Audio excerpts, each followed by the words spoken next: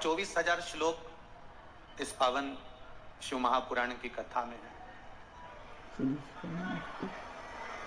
जिसके एक एक शब्द में, एक एक अक्षर में मेरा देव अधिदेव महादेव समाया हुआ है। अब उस महादेव को हमें प्राप्त कैसे करना? पहले भी कथा में कहा, पड़ोसन को कितनी भी चाय पिला लो, कितनी भी रोटी खिला लो, कितना भी नमन कर लो, पर पड़ोसन कभी अपनी जायदाद का हिस्सा तुम्हें नहीं देगी क्या? अरे जम के तो बोलो, देगी? नहीं।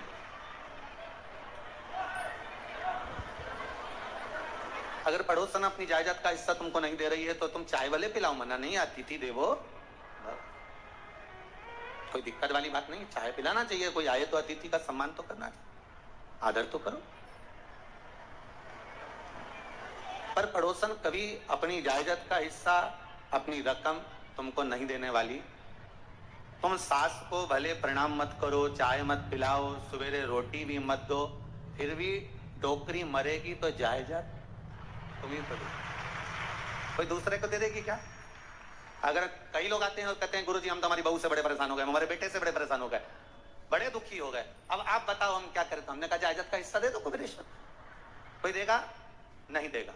बहू कितनी भी ताने दे, बहू कितनी भी गाली दे, बहू कितने भी अपशब्द कहे, बेटा चाहे पूछे ना पूछे, फिर भी माँ माँ होती है, पिता पिता होता है, वो अपना हिस्सा देता जरूर है, वो जरूर देगा, वो देने में कमी नहीं रखेगा। जो नजदीक में है, जो तुम्हारे पास में है, वो देगा। भगवान विष्णु वैकुंठ के निवासी हैं, ब्रह्मा जी ब्रह्मलोक के निवासी हैं, इंद्र इंद्रलोक के निवासी हैं, पर इस भूमंडल के मृत्यु लोक के अगर कोई देवता हैं तो वो देव अधिदेव महादेव हैं। आप किसी को भी पूछ लो, किसी को भी नमन कर लो, प्रणाम कर लो, साष्टांग कर लो, दंडवत कर लो, तुम्हारी मर्जी पड़े उसको नमन करो, पर अंतिम बिंदु में अगर कोई सम्मुख में आकर खड़ा होता है तो वो मेरा देव अधिदेव महादेव खड़ा होता है, जो दुख की घड़ी में तुम्हारे सामने होता है।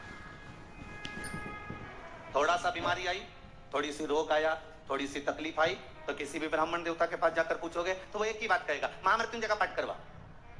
कोई ने तुमसे कहा कि कनकधारा का पाठ करवा, राम रक्षा स्तोत्र का पाठ करवा, या ये पाठ करवा। अगर दुख आया तो कहे हनुमान चालीसा का पाठ करो, क्योंकि शिव का एक तत्व, शिव का एक अवतार श्री हनुमान जी महाराज। कोई कहेगा तो महामृत्युंजय का पाठ करो, पर कोई नहीं कहता कि आप कनकधारा का पाठ करोगे या पुरुष सूक्त का करोगे या श्री सूक्त का करोगे तो आपका ये दुख टल जाएगा।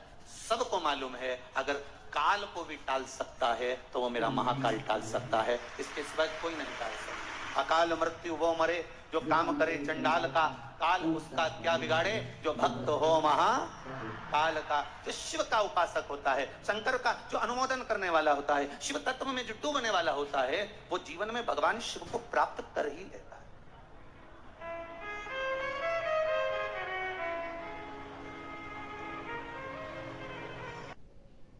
अभी बैठे हुए हैं और दुनिया की सबसे बड़ी अगर धर्म से जुड़कर शासन करने वाली थी तो मां अहिल्याबाई होलकर।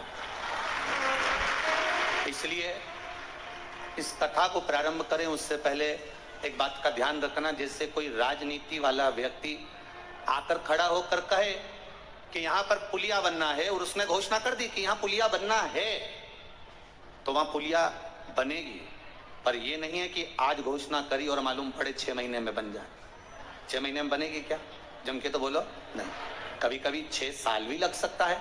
पर कागज में अगर लिखा गया कि यहाँ पुलिया बनना है और राजनेता ने घोषणा करी है कि पुलिया बनेगी, तो मतलब ये पक्का हो गया कि पुलिया बनेगी, कागज में लिखा गया। अब भले राजनेता कितने भी चेंज हो जाएं, कितने भी बदल जाएं, कुर्सी पर बैठने वाले कितने भी बदल जाएं, पर अगर कागज पर लिखा गया कि पुलिया बनेगी मतलब वो बनेगी। उसी तरह कई लोग कहते हैं महाराज जी शिव महापुराण सुनने से होता क्या है, क्या होता है, शंकर की कथा सुनने से क्या होता है। बस उसी तरह है जैसे एक राजनेता ने कह दिया पुलिया बनेगी, कागज पे लिखा गई, वो बनेगी, चाहे कितनी बदल जाओ पर बन के मानेगी। जाएगी। उसी तरह शिव महापुराण की कथा एक बार इस हृदय पर लिखा गई, मतलब शंकर मिलेगा, वो कभी भी मिले और मिलकर ही रहेगा। वो लिखा गया कि शिव तुम्हारा हो गया, तुम शंकर के हो गए।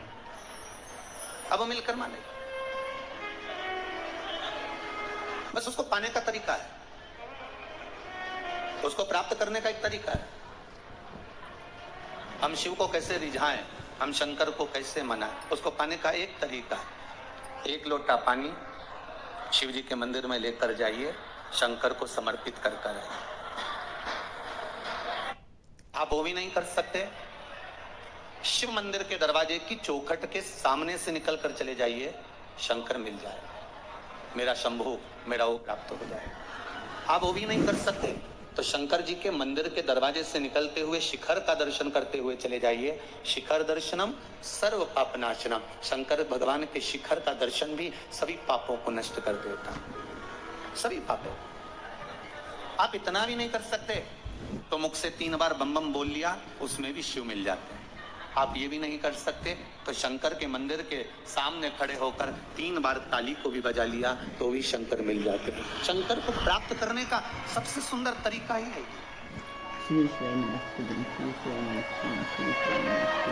आप भगवान को कैसे रिझा रहे हो? कभी भोलेनाथ ने आकर नहीं करा, कभी मेरे नारायण ने आकर नहीं कहा, कभी मेरे ब्रह्मा जी ने आकर नहीं कहा, 33 कौटी देवता कभी आकर आपके सामने नहीं कहे कि मुझको ये वस्तु दो।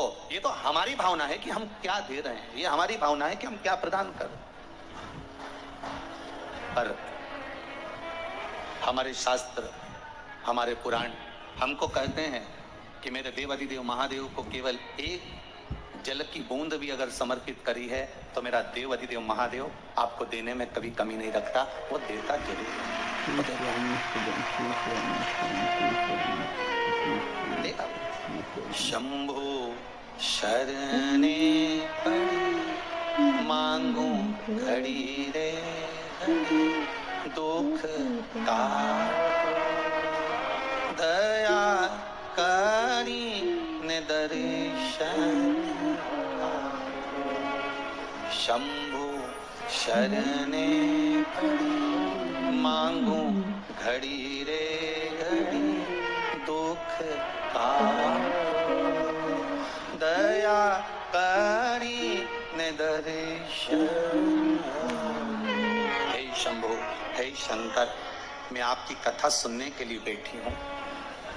भले इंदौर नगर में सुन रही हूँ, चाहे मैं टीवी चैनल के माध्यम से, चाहे। श्री शिवाय नमस्तुभ्यम। हर हर महादेव। पूज्य प्रदीप मिश्रा जी ने आज कथा में बहुत अच्छी बातें बताई है कि भगवान किसी भी चीज़ का भूखा नहीं होता, वो सिर्फ हमारी आस्था का भूखा होता है। और शिव भगवान पर अगर हम एक लोटा जल भी समर्पित करते हैं तो वो हमारी हर मनोकामना पूरी कर सकते हैं।